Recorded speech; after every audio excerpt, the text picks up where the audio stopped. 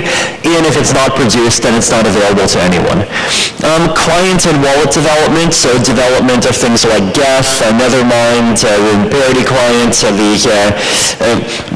different Ethereum wallets, also open source software. If you produce it, then anyone can just go and download it. Layer 2 protocol development, similar thing. Documentation, any kind of written articles, even just people yelling on Twitter, sometimes a public good, sometimes a public bad, depends on what they yell. Education, outreach, smart contract auditing. So just because Ethereum is kind of part of cyberspace, and cyberspace is fundamentally about information, and most informational things just tend to be public goods of some form or another. The Ethereum ecosystem just has lots and lots of public goods that and the number of public goods is possibly even larger than the number of private goods in the ecosystem. And so we need to have some way of handling them. Now, so far we have generally insufficient support for public goods, right? And this tends to lead to different kinds of problems in our ecosystem, right? So for example, there's a lot of people that come in and they just decide to say, oh, I'm going to build some layer 2 protocol, or oh, I'm going to build some new kind of system that does something for privacy or whatever else. And so they start off just kind of idealistically saying, hey, I'm building an open source package and you can just go ahead and download it. But the problem is that in general, there aren't really sufficient ways of funding or incentivizing these things, right? So people might open donation addresses, and their donation addresses give them pretty much nothing. More recently, the Ethereum Foundation has had grant programs, and the grant programs have fixed a lot of that, which is good, but it's still far from sufficient for everything. And then, of course, people just trying to be nice and making public goods might get $500, and people making an ICO might make $1 billion. And this is slightly suboptimal, right? So this generally leads to two scenarios, right? One, there's definitely some people who are just altruistic and who keep working hard, but then there's also people who just see other ecosystems where you just have a big company with just some VC chain or some bank or some totally proprietary project that has a huge amount of money because it's a proprietary project and it's more locked down, and so they have more ability to charge for things, and they don't really have as much of a community, but they have the ability to pay people $500,000 a year out of a huge pre-mine, and so people just go over and work for them. Or the other problem is they go off and just modify their project so that it contains a scam coin, and generally inserting a coin into your project. Sometimes it's the right thing to do, but in many cases it severely decreases the project's ability to be easy to use and do good things for the community, but people just feel the need to do this because, well, they have no other way of getting money. So it would be nice if we had better funding for public goods. Now, the first question is, are donations sufficient, right? And there's a simple economic argument for why donations are generally not sufficient for public goods, right? So for private goods, the usual economic argument is if people are willing to pay money for something themselves, then by paying the money, they demonstrate that this is something which is valuable in the first place. And if people are not willing to cough up the money to pay for something, then that implies that that thing is actually not valuable enough, and the cost is greater than the benefit, and so it doesn't deserve to be produced. Now, in public goods, and a lot of people do try to make this argument, but this argument doesn't really work the same way, right? And the reason is basically that donation to projects is this prisoner's dilemma game, except it's an n-party prisoner's dilemma, right? So, who here has seen prisoner's dilemma charts before? Okay, yeah, great. So basically the challenge is, right, that if you donate, then that's something which is good for you, but it's also something which is good for every other participant, but it's a cost for you. And the cost, the private cost of donating usually often ends up exceeding your personal benefit from donating, but to some public good project. But your personal benefit is only a very tiny portion of the social benefit of contributing to a project, because this is a project that does just inherently benefit a huge number of people at the same time. And so socially, it would be better if everyone donated, but individually, if you personally donate, you're only getting a small share of the benefit, but you're paying the full cost. And so basically, if you just rely on donations, then the incentives end up breaking down. And even though lots of people donate from the benefit from the project, most of them don't end up donating. And so you end up with situations like this. So donations are unfortunately not sufficient. So two big challenges in public goods funding, right? The first one is where do we get funding? And the second one is if we have some pool of funding which is dedicated to supporting public goods, then how do we decide how to allocate it? So first question is where to get funding, right? Where to get funding in general that can be used for public goods, and I'll concentrate specifically on blockchain ecosystems because we just happen to be a blockchain ecosystem for some reason. So option one, in protocol, right? So most blockchain protocols already have in-protocol funding for one specific public good, which is network security. Right? And the reason why it's easy to have in-protocol funding to support network security is because contributions to network security are easy to measure. Right? It's easy to determine that someone actually is mining a block. It's easy to determine that someone has mined a block which is actually part of the longest chain. It's easy to determine that someone in a proof-of-stake system has made an attestation. It's easy to determine if someone did something wrong and they should be penalized. Now, these are all things that are largely cryptographically verifiable, and so in-protocol funding for public goods already is something that exists specifically in the context of the public good that is the security of a network. Can we apply this model to other public goods? Can we apply in-protocol funding to development, research, outreach, like all of these other things that our ecosystem needs and depends on? There's other ecosystems that are trying this, right? So Zcash had a developer fund right from the beginning, right? So in Zcash, right from the beginning, there was 20% of the block reward that was allocated to pay for development, and this was kind of directly piped into the addresses that were controlled by the Zcash Foundation, the Electric Coin Company, and some other groups. And originally, this developer fund was intended to last for only 4 years, but recently they are going through this process and they're agreeing on extending the developer fund for another 4 years. Bitcoin Cash, so this is really kind of interesting and fun. Basically, about a month ago, a group of miners released a blog post where they basically announced that they want to make a soft fork to basically force 12.5% of all the mining revenue to instead be kind of redirected to a developer fund. Now, there are a lot of community reactions to this, many of them negative, in some cases because people are kind of unhappy about the existence of this kind of developer fund. They're concerned about how the developer fund will be governed and some of these other issues. And these are things that I will get into a bit later in this presentation, right? Governance is a big deal. But in principle, and if this option of just having money pumped into public good funding protocols inside the protocol is something that exists.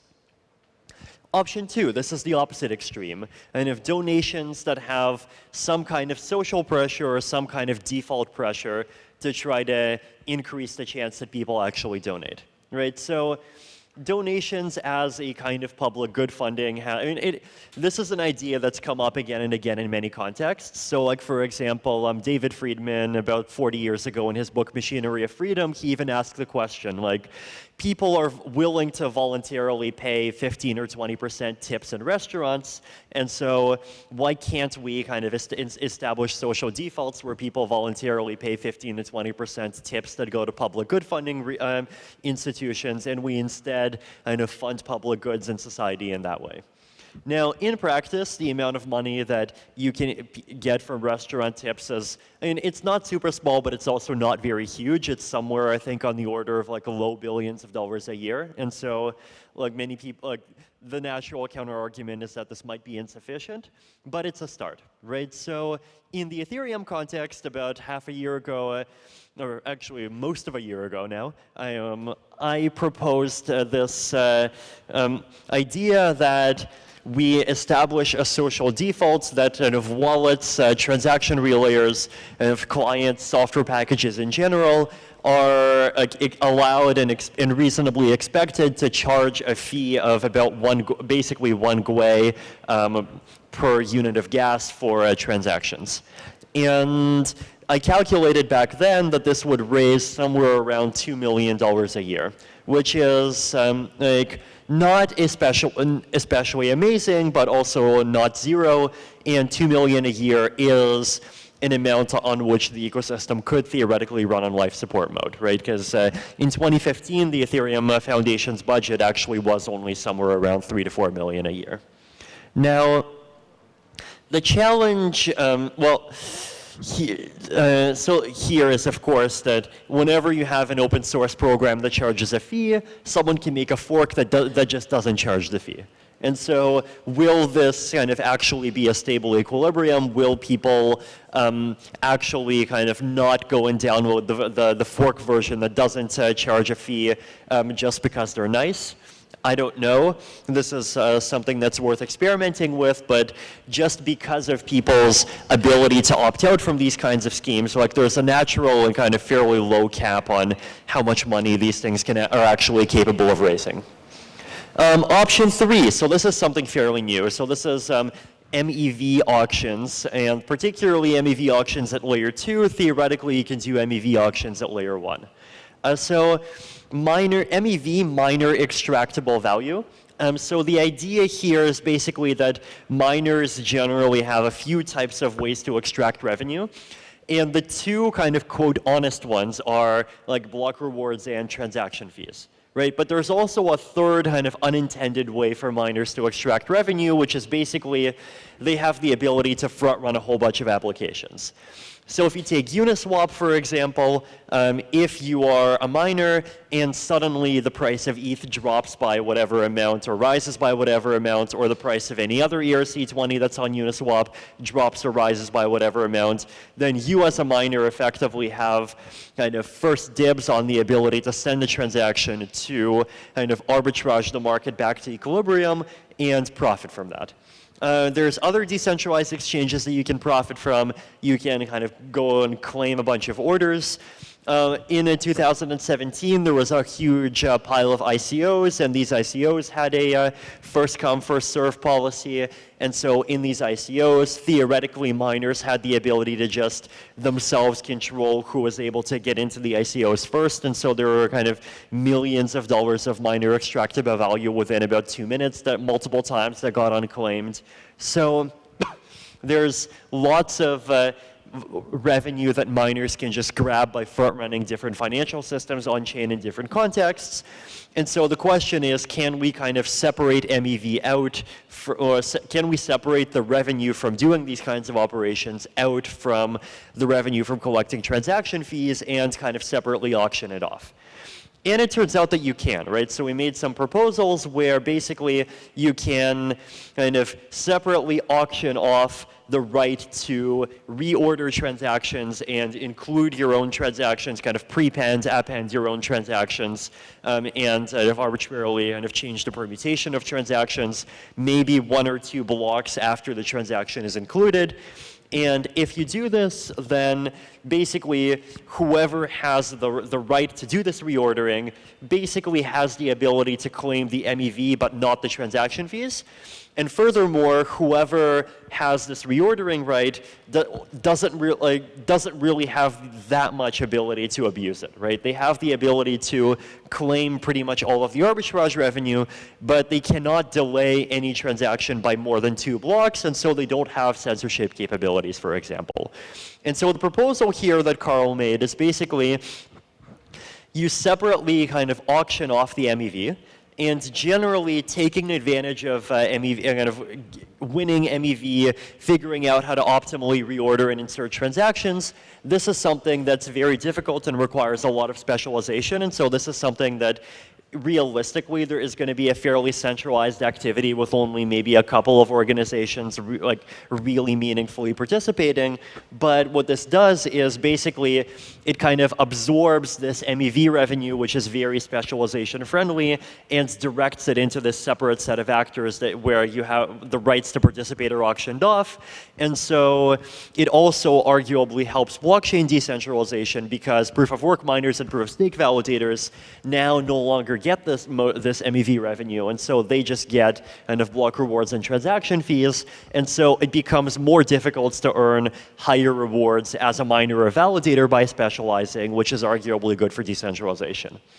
Now, this could be done at layer 1, or this could be done at layer 2. So, for example, inside of optimistic rollup or ZK rollup protocols, and this is actually, like, for example, what the Optimism team, which Carl is part of, wants to do, right? They want to have an optimistic rollup where they do basically separately auction off the right to be a kind of sequencer that decides transaction ordering, and the revenue from this auction, they actually do want to kind of pump into some kind of public goods funding. So that's a kind of quick review of some techniques for where we can potentially collect revenue. Right, there's a bunch of these places to collect revenue inside of the protocol. The next question is, how do we allocate the funding? So public goods funding, the status quo, right? So the status quo of public goods funding in crypto is largely that you have a small number of bureaucracies handle it. So in countries, the bureaucracies are basically the government. In the Ethereum ecosystem, you have the Ethereum Foundation, you have Consensus, and then you have a couple of other groups at kind of varying sizes. So like, for example, Maker has done quite a lot of good work, and Status has done some good work. There's a bunch of other projects. In the Zcash ecosystem, it's basically kind of these hard-coded recipients of the developer fund, which are largely the Zcash Foundation and the Electric Coin Company, and then in the Bitcoin Cash proposal, in the original proposal, the entity, there would be one hard-coded entity that would be receiving the funds, which is, quote, a Hong Kong corporation. So this was criticized by the community for being incredibly opaque, and later proposals kind of added some kind of more flexible options. Right, so we have a bunch of bureaucracies, and let's call them Central Capital Coordinators for Public Goods. We can call them CCCPs.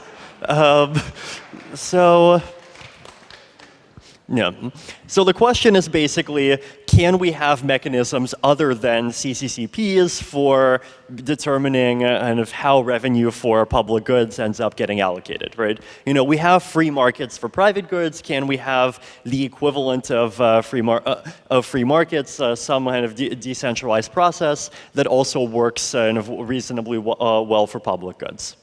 So what are the alternatives? There's a bunch of different options. So we'll start from kind of the less controversial end of the scale. So this is a proposal that I made, I think this time it actually is, half a year ago, where this developer incentivization through in-protocol contract kind of author fee rebates, right? So the idea here is basically there is one class of public good that we actually that you actually can measure, which is writing smart contracts that go on the Ethereum blockchain that other people actually use. right? If you write a smart contract and other people on the Ethereum blockchain kind of call into that contract or use it, then this is something that can be measured, and so this is something that can be directly incentivized. So the proposal here is basically to just have a portion of transaction fees that go into the contract, or that go into paying for gas that's used to execute that contract's code, just get automatically rebated to the contract author. Now, the question is, well, isn't everyone going to just make a copy of the contracts within their own application to try to collect fees for themselves? And as part of this proposal, it's not part of the screenshot, but I actually have like Scheme 2 a bit further down in here. So if you search for these words on your favorite search engine, you can kind of find this post and you can scroll down. Then inside of Scheme 2, there is this proposal where basically the rewards are kind of super linear. So they start off being fairly low and then they go up the larger the fees are. And this was just my proposal for a kind of protection against people just copying the contract and trying to grab the fees for themselves. Now, there's also the argument, well, are people just going to write contracts that basically kind of pay back the fee that they get as a kind of to the user as a bribe? And the argument is like transaction fees are fairly small, and so the procedure for doing this would be fairly inefficient, and so maybe in practice it won't happen. I don't know. Right, so this is one kind of very kind of application limited and very simple option that doesn't run into a lot of the problems that other approaches have, but it is something that might be worth trying. Coin voting, not a great solution. So coin voting is the kind of immediate go-to of people who kind of just think about the decentralized governance problem for the first time. But unfortunately, coin voting is not very good, right? So the Ethereum ecosystem has actually used non-binding coin votes in a number of contexts to resolve some controversial hard fork proposals. So it was used for the DAO fork. It was used for EIP 999. It was used in a couple of other situations for the issuance reduction. And people are generally not too happy with coin voting as results, right? And one of the reasons why is because coin votes are just incredibly plutocratic. So this is, I think, an ETC person or some other, like one of these Twitterers. This is basically them criticizing the coin voting procedure for the DAO fork. And they basically pointed out how like one guy controlled like literally 1/6 of the vote that led to that contributed to it. Was definitely not the sole factor leading to the DAO fork happening, right? So coin voting as a mechanism is just a sort of thing where kind of very rich people and very rich institutions are going to participate because for them it's still a click of a button and they have lots of coins, but everyone with much less coins, they often just don't really have much incentive to participate, and so kind of voter participation is low, the thing is very plutocratic, and it's just not results that people are happy with. Now, I made this presentation yesterday, and unfortunately, it turns out I was too responsible. I should have really made the presentation this morning, because between yesterday and this morning, a really fun event happened on the internet where the Steem blockchain was basically kind of taken over because apparently Justin Sun colluded with a couple of big exchanges, and these exchanges used their depositors' coins to basically vote and switch all of the delegates on Steem to new delegates that Justin likes. Of course. And so this kind of shows another kind of pathway through which these kinds of coin-voted systems get corrupted, right? And so I called this kind of exchange voting thing a kind of implicit bribe. And the reason why I call it a bribe is because like people are putting their coins on exchanges itself because, and if the exchange offers them convenience, right? And so the exchange is offering convenience to the users, and this is a private good. And in exchange, what the exchange is getting is basically the exchange is getting the decision-making rights of that person's coins without actually getting the corresponding economic interest. And so if you as an exchange kind of get people to deposit money on you and therefore implicitly give you their voting rights in exchange for convenience, then it's not a bribe denominated in money, but it is ultimately a bribe denominated in another kind of consideration. And so this is just another way in which basically centralized actors do have the ability to kind of de facto collect up a whole bunch of other people's votes and make coin voting systems do pretty much whatever they want. So coin voting, not a great solution. So other kinds of solutions. So one of the things that myself and Glenn Weil and Zoe Hitzig and some other people have been working on recently is this kind of quadratic voting mechanism and this particular flavor of quadratic voting that we call quadratic funding, right? So the idea here is basically that we have this mechanism for kind of allocating revenue to public goods where each individual person has the ability to kind of donate money to any public good. And what you do is you basically kind of take the square root of every person's contributions, you add up the square roots, and then you take the square of that. And the square of the square roots is going to be larger than, and often much larger than the sum of the contributions themselves. And so the difference, kind of the yellow squares over here, right? The green squares are the donations, the yellow squares are kind of a subsidy that gets provided from a central pool.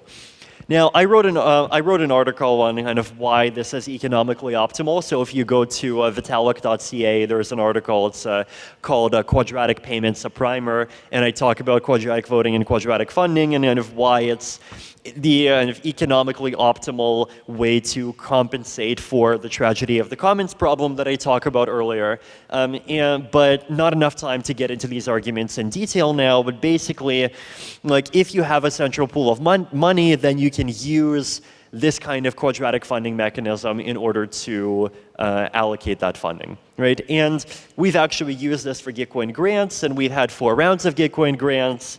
And the results have been kind of quite interesting and kind of quite fun, and I think in many cases quite good. So I'd also encourage people to follow Gitcoin grant stuff. Now, quadratic funding, there's kind of 2 challenges here, right? One of the challenges is that if we want any mechanism that gets away from both 1, centralization, and 2, just being a coin voting mechanism, then we need to have a mechanism that somehow kind of detects who individual people are, right? Because as you might be able to see here, if you have a contribution, if you have the ability to kind of split your contribution among a huge number of fake people, then the amount of money you need to donate to have the same impact on the kind of eventual amount the project gets becomes much smaller, right? And so you need to have some kind of identity system that's capable of actually distinguishing between different people and distinguishing between one person with 1,000 ether versus 1,000 people, each of which have 1 ether. Identity systems, and especially not completely centralized identity systems, are hard, and this is arguably a very good reason not to do this sort of thing at layer 1.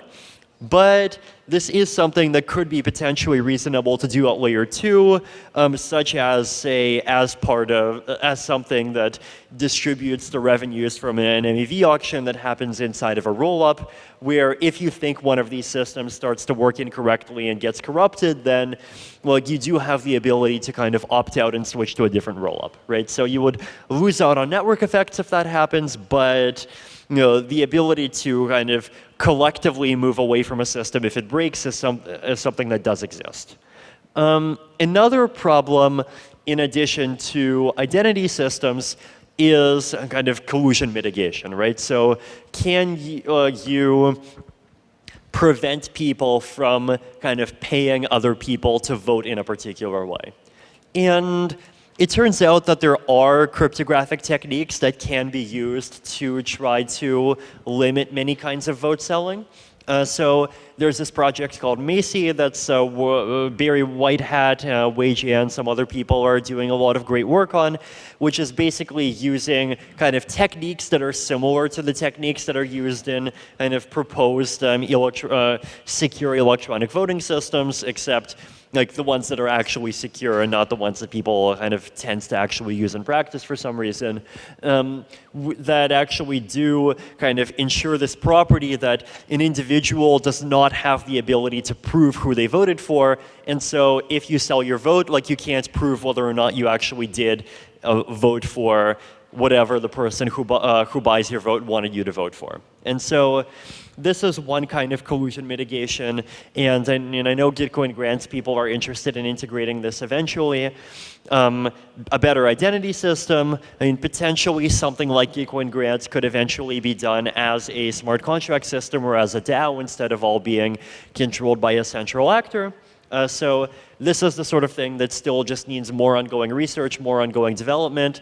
And Macy is not the only project in this kind of collusion minimization area. There's also a project I know about which is trying to like basically use kind of Bitcoin mining ASICs as a way, or improving that a key is inside of a Bitcoin mining ASIC as a way of proving that it's not inside of an MPC or trusted hardware, or one of these constructions that would allow kind of trustlessly selling your key. There's also kind of techniques for proving kind of personal possession of a key in person. There's a lot of kind of research in this regard. Another thing is that if we want to have kind of more public goods funding, then having more sources of revenue that can be directed into these public goods funding mechanisms is something that would be desirable, right? So, and if changing the Ethereum protocol itself to have revenue going to specific addresses is something that has historically been very controversial, because basically whatever that mechanism is, it would have to be really airtight. And if it's not a very neutral mechanism, then it would compromise kind of the monetary neutrality of Ether, and that makes a lot of people upset. And so it's not the sort of thing, well, it's the sort of thing that a lot of people don't want to go down. But at layer 2, there are quite a few potential opportunities to do some value capture, right? So in general, just to give you an idea of feasibility, the amount of Ethereum transaction fees that happen about every year is somewhere between $20 and $40 million. And so if if a lot of people start living inside of rollups, then you can imagine transaction fees inside of rollups, if we get more users, also hitting the $20 to $40 million a year level. And there's estimates that suggest that miner extractable value might actually be even higher than transaction fees. So there's potentially quite a lot of revenue that could be claimed by, kind of captured by MEV auctions. Using ETH2 as an opportunity to experiment with voluntary tips. So this is something that I know ETH2 client developers and some other people have been talking about, basically kind of having a norm that ETH2 clients by default have a way of, say, redirecting 10% of your staking revenue to the client developers. And this is something that we as a community should consider kind of accepting, and should consider like basically kind of just accepting is reasonable and not really trying to circumvent it if client developers try to do this sort of thing.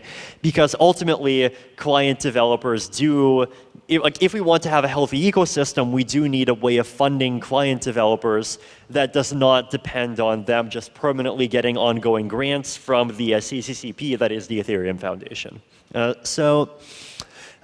Continue research and experimentation into other funding and distribution mechanisms.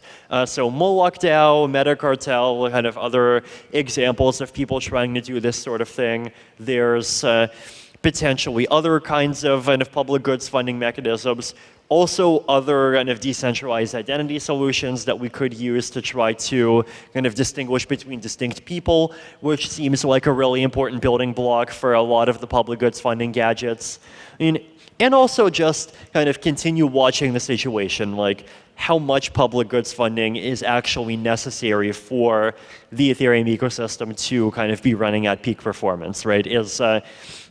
is $40 million a year sufficient? Is $4 million a year sufficient? Would we eventually need to go up to $200 million a year because there's a lot of other projects that start pumping billions of dollars a year into their own ecosystems, and Ethereum and unlike the current iterations, those projects are somehow successful, and so like we need more developments to be able to kind of remain competitive. Is like how would the situation look like 5 years from now, 10 years from now? I don't know.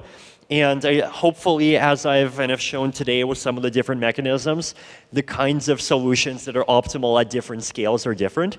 And the larger the scale of public goods funding that you need, the more neutrality and kind of the more other things you might have to compromise on. And so, this is a challenging question, right? So basically, kind of keep watching how much is necessary, keep watching, and kind of keep on building on different mechanisms.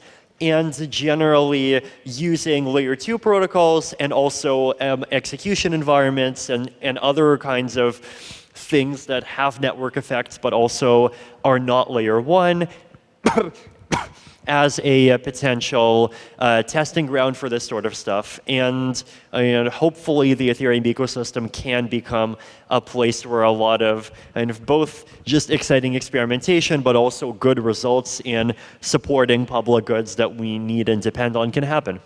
Thank you.